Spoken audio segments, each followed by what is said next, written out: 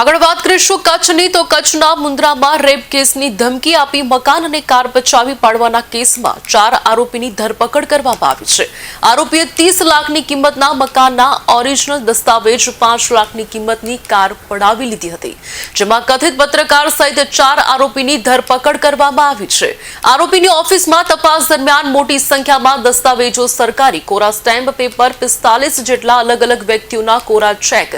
26 અને સાટા કરાર 44, પાવર ઓફ અર્ટની 36 અને મરણ સર્ટિફિકેટ 42, ચેકબુક, પાસબુક 13 મળી આવ્યા છે। મહત્વનું છે કે આરોપી પાસેથી રોકડ રકમ 3 કાર અને 7 જેટલા મોબાઈલ ફોન સહિતનો મુદ્દામાલ કબજે કરવામાં આવ્યો છે।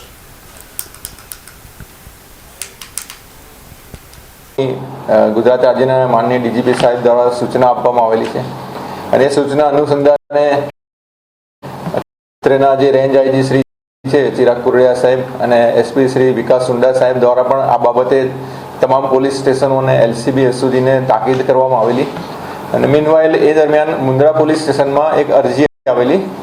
જેમાં ફરિયાદીને રેપ કેસની ધમકી આપીને એની પાસેથી એની સ્વિફ્ટ ડિઝાયર ગાડી અને એના 30 લાખ રૂપિયા રોકડા પડાવી લેવાની એક અરજી આવેલી અને એનું મકાન કબજે સાટા કરારમાં લઈ લેવાની એક અરજી આવેલી, જેની તપાસ મુન્દ્રા પીઆઈ શ્રી આરજી ઠુમ્મર સાહેબનાઓએ કરેલી અને એ દરમિયાન આમાં બહુ મોટું કૌભાંડ એ લોકોને જાણવા મળ્યું છે। એ 4 આરોપીઓ એમાં પકડવામાં આવ્યા છે, જેમાં એક આરોપી જે છે એ શકીલ ધ્રુઈયા કરીને છે, મોહમ્મદ શકીલ ધ્રુઈયા। બીજો આરોપી જે છે એ મોહમ્મદ રફીક ખોજા છે અને ત્રીજો આરોપી જે છે એ હિમાંશુ મકવાણા છે અને ચોથો આરોપી જે છે